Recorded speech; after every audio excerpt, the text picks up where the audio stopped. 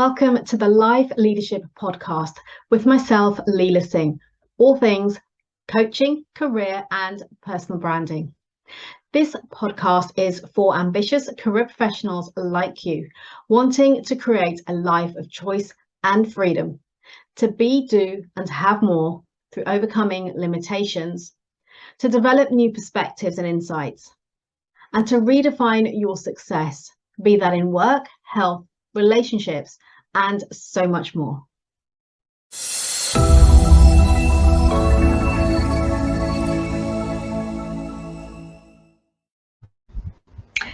Hi there, good morning, good afternoon, good evening, and welcome to Live with Leila. My name is Leila Singh, and I am a leadership, career, and life coach, and I work with career professionals, typically in the technology industry, who are looking to overcome their limitations so that they can uncover their real potential and create new possibilities whilst showing up as the best version of themselves, which is what I call life leadership.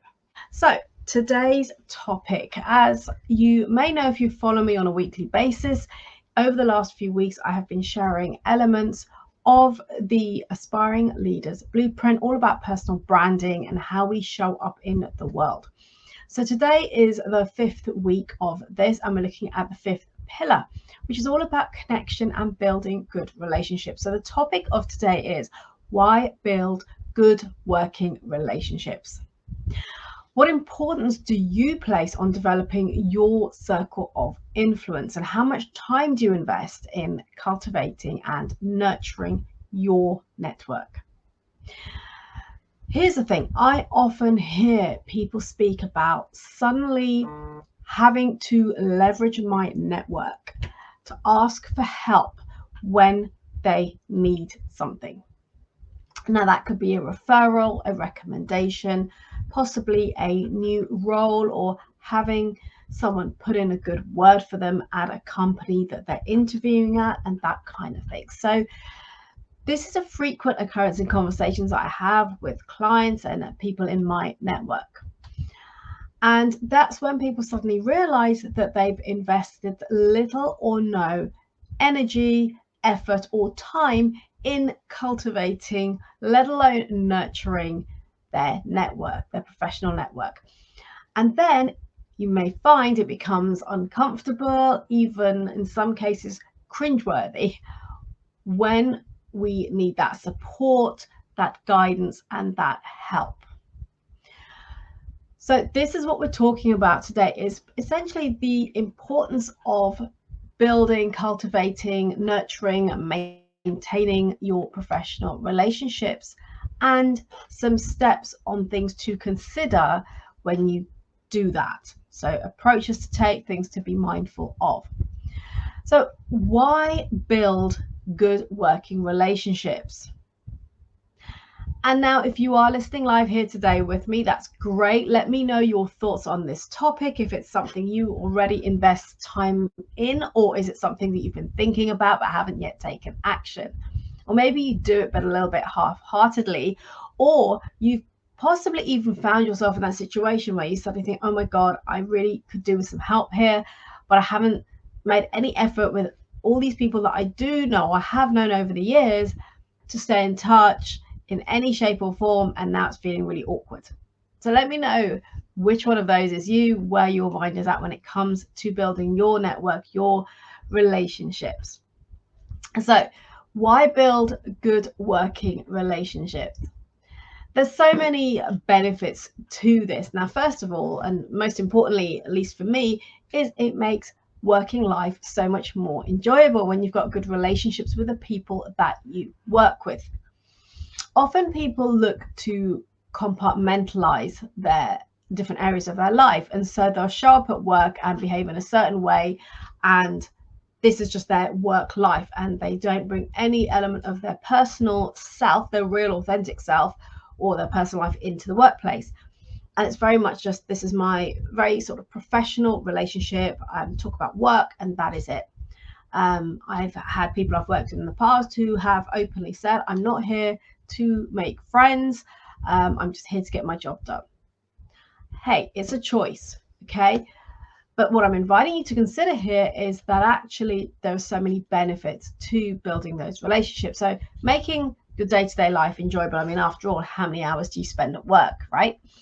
So that's the first thing. But there's so many more advantages and benefits to this. For example, having good relationships with the people you work with create a better work culture. In other words, it's more positive.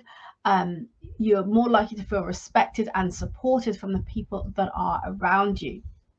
It also makes you more productive and effective.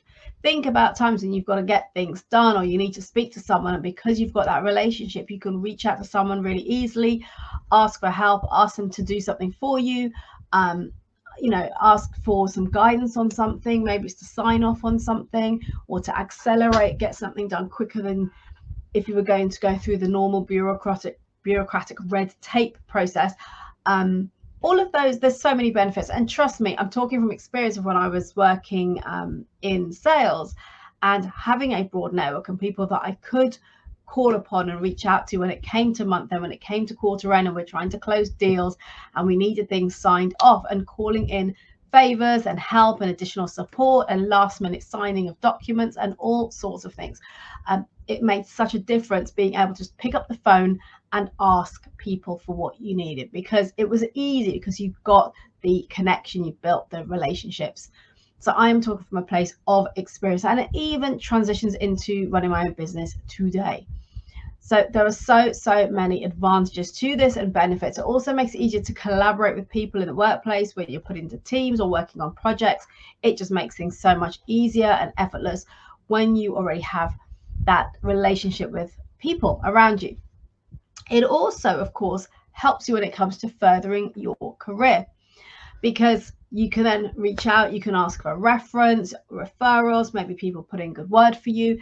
You might be top of mind for some of those people, so that when an opportunity comes up or they know somebody in another company who is seeking somebody like you, they'll put you in front of them, they'll make that introduction. It just makes life so much easier. And then, of course, there is reciprocity here in all of this. So not just thinking about what is in this for you, it's about how you can support and guide other people around you too.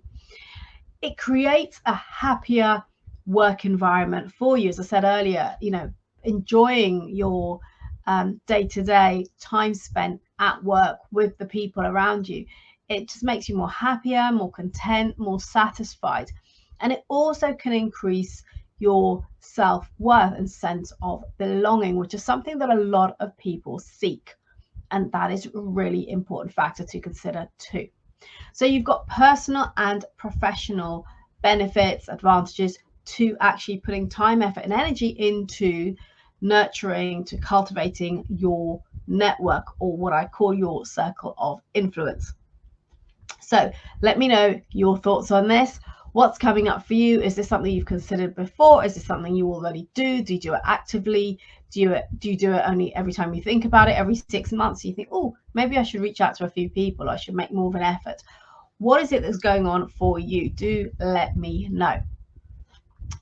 So when we think about building those relationships, you do need to actively work on it, and really is an ongoing process. But even if you say to yourself, well, okay, let me put aside half an hour once every couple of weeks to just reach out to people, or to make time if you're in the office to go have a coffee with someone, particularly someone outside of your team, someone who's doing a completely different role. But it's always useful to understand what people do in your organization, what their responsibilities are, because at some point you never know. It might be that you can call on them to invite them into a meeting to solve a problem, to ask for help. Who knows? So really think broadly. This isn't just about your immediate team. This is about people outside of your team in the wider organizations, and also even in your industry through going to networking events and so similar. So think about, broadly speaking, what are you looking to create in terms of your network, of your circle of influence, and how are you going to go about it? Now, what I'd like to share with you are a few things for you to consider and be mindful of when it comes to building those connections. So first of all, your personal value proposition. So what do I mean by this? Well, think about what it is that makes you unique. What is it you have to bring to the table? What is it that has you stand out? Perhaps it's something around your values, your accomplishments, maybe your skills and expertise. Now, I'm not just talking about your work-related attributes. I'm also talking about your personal attributes that help you to stand out. So give that some thought. What makes you different? What makes you unique? What makes you you?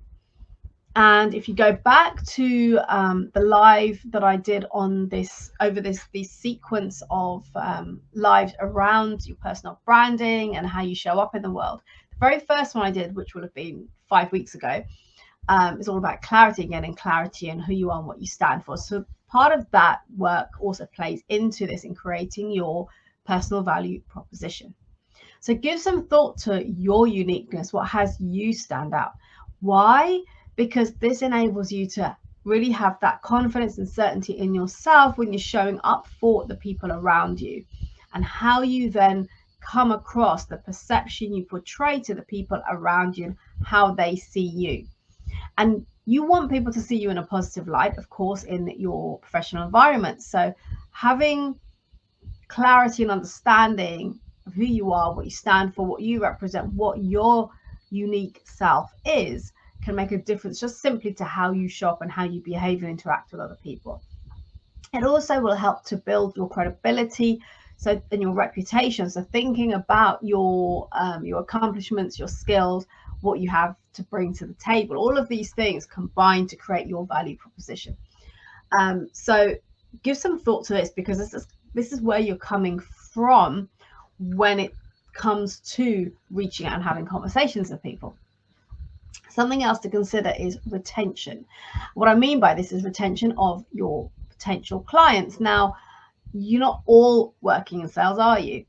But here's the thing. I believe that we all work in sales, and Zig Ziglar has a great quote, which I'm going to paraphrase right now, which is essentially that if the business you are in requires you to deal with other people, then you're in sales.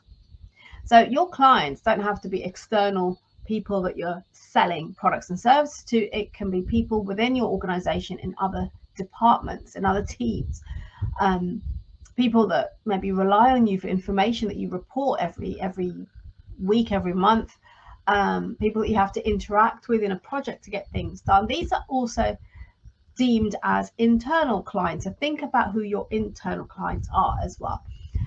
And as I said, these points I'm sharing with you are all things that relate to either how to do something or what to be mindful of when it comes to building your circle of influence, your network, and why it's important. So retention is a critical one, particularly as a salesperson. In retaining clients, it takes so much effort and cost to take on a new client and onboard them, whereas to actually retain your existing clients you put all that time and effort into to winning in the first place, is essential to make life and sales so much easier. So think about your retention strategy and how do you build the relationships that will have people wanting to continue to work with you or to buy your products and services. And again, internal clients are the people that are maybe reliant or dependent on you for information that you report to and provide them with information and updates and so forth, or work with in projects, etc. So think about your internal people, your internal clients as well, and why this is important. Then integrity. And by the way, you'll notice, similar to last week, is that if you write the word principle on the left-hand side of your page, as you're taking notes here, because I know you've got a pen and paper there and you're making notes on these points that I'm sharing, write the word principle down the left-hand side of your page. And I'm sharing with you something that relates to each of those letters that spells the word principle. So we've talked about your personal value proposition, we've talked about retention, now talking about integrity. And what I mean here is about building trust. We all know that building trust is so important when it comes to relationship building. So what does it mean by to others if you have integrity? It means that they can trust you, that you're reliable. Most importantly, that you that you do what you say you're going to do when you say you're going to do it. So being reliable, being honest, and being mindful of the words, the actions, and how you show up in the workplace. Do you follow through on things? Do you implement? Do you take action? Do you follow through? Do you follow up? All of those good things is what builds that integrity, that trust, that reliability of you. The next one is network. So cultivating and nurturing your network, as I've mentioned earlier. So think about your circle of influence and why it's important. And I referenced earlier all of the benefits, the advantages of having and nurturing that network around you, the people around you. And think about it as having your advocates as well, because it's really important to have advocates around you, people who've got your back, who are your supporters, who will stand up for you or support you when something's difficult or you're struggling, people who will have you top of mind. You want to think about advocates, also called your circle of influence. Kirsty, hi there. Thanks for joining. I'm just going to see what you're saying. Is say what you mean and mean what you say. Something my mum always says. Absolutely. Thank you for sharing that. You said it greatly there. I love that. Say what you mean and mean what you say. Follow through. No BS. No yeah, I'm going to do it, and then not doing it and disappearing off the face of the earth. That's not a great way to build integrity. Thanks, Kirsty, for that. And I hope you're finding this useful. So network, as I said, advocates, having advocates around you. So whether it's when it comes to actually doing your day-to-day job, maybe it's closing a deal with a client and people you can call upon to assist you, or just trying to get things done in the workplace. Having advocates around you can make such a difference. And it also makes a difference to how you can advance your career, as I mentioned earlier. The next one is connection. So we talk about human needs. Tony Robbins, who is probably the most famous and popular coach in the United States, someone who's very well known, and he talks about our human needs. We have 6 human needs. Those human needs are: we seek certainty, we seek variety, we seek love and connection, we seek significance, growth, and contribution. So I mentioned love and connection. So connection here is something we seek to have. So think about the fact that we all want connection in some shape or form. So building connection with the people around you fulfills both your needs and the needs of other people around you, and also helps to build what I'm going to talk about next, which is influence. So influence, being able to have an impact on the people around you, to be able to influence them, influence maybe their attitudes, their opinions, their choices that they're making. That's a really powerful thing to be able to do. That is a sign of a great leader. And what I talk about here is all about leadership. So think about, how are you able to influence? How can you do more of that through building and expanding on your network? Profiles is the next one. P for profiles. So what I mean here is like your personality profiles. Everyone is different. Now, I know it might sound like I'm stating the obvious, but trust me, I have been in conversations on more than one occasion where people are almost to the extent intolerant, or just not taking time to understand the people around them, whether that's their communication style, their motivational style, what motivates them.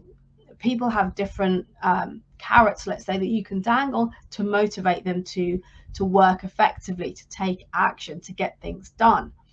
People communicate differently. People have different learning styles. So all of these things, how do we work with other people? We all have different ways of showing up, of our operating system almost. So this is what I mean when I talk about personality styles. It's understanding the people around you. Everybody is different and has something of value to bring to the table. So seek to understand people and maybe extend greater tolerance and compassion for people around you. That in itself will also help to build those relationships. Then the next one is learning. So what I mean here is learning about others, being curious, wanting to understand about other places, other cultures, how people operate in the world, and how they show up, and why they're different, and where they've come from, their backgrounds, whether it's their upbringing, their education, and just again seeking to understand and be curious about that, and looking for the good in that, looking for where that diversity creates the value and the impact within your team, with your organization. And then finally, explore. What I mean here is exploring to understand, again, being curious, asking questions. So asking questions to understand. If you don't agree with somebody, rather than starting to become antagonistic about it, maybe ask questions, seek to understand. So be curious was what I mean when I talk about exploring. So those are some of the things to be mindful of when it comes to developing your working relationships. I shared with you the numerous benefits, advantages of doing this. So if it's something you're not doing right now, I would wholeheartedly invite you to really think about starting doing so today, because it's not only about being happier, more fulfilled in the workplace and just actually enjoying what you do more because you have those connections. Remember, it's a human need. You increase your sense of self-worth and belonging, but it also will enable you to further your career, to be able to more easily and comfortably reach out and speak to people, to ask for help. You know, it might be that you've got an opportunity to interview at an organization, and you recognize that somebody in your network is now working there. So maybe you can reach out to them and ask them for some input or, you know, their experience of the company, you know, the kind of values that company stands for. So you know how you can be showing what you can share that will influence the decision makers when it comes to hiring. So as I said, so there's so many benefits to this, and there are a lot of things to consider, but ultimately just get going, just start reaching out to people, being more curious. And by the way, you also want to remember to be coming from that place of authenticity, from you want to be genuine about it. You're not just doing it as a means to an end. This isn't about being an opportunist. This is about building advocates around you and reciprocity, as I mentioned before. So what I mean is, how can I help you? Ask people that in a conversation. What can I do to help you? How can I assist you? You know, how can I, you know, serve you when it comes to you looking to advance your career? Maybe you've got a few more years experience than that person. So perhaps you can share, you know, things that will help them to get to where they want to get to even quicker. So there's a lot of things to consider here, a lot of angles, a lot of opportunity to make the most of this. And, you know, remember to be compassionate, supportive of people around you, and curious. So as always, I hope that's been useful and helpful for you. Let me know your biggest takeaway from that and what you are going to do going forward to really cultivate and nurture your network. Any questions on any of this I've shared with you today, then please do reach out. Feel free to DM me or on LinkedIn, or email me at leila@leilasingh.com. So until next time, remember to elevate your performance, maximize your potential, and create new possibilities by showing up as the best version of you.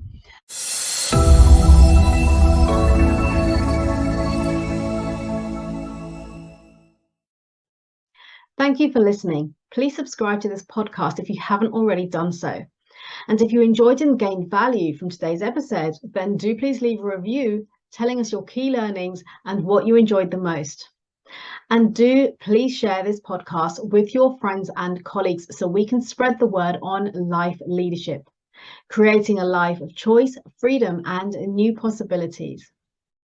Connect with me directly on LinkedIn, and if you would like to learn more about how we can work together, either DM me on LinkedIn or email.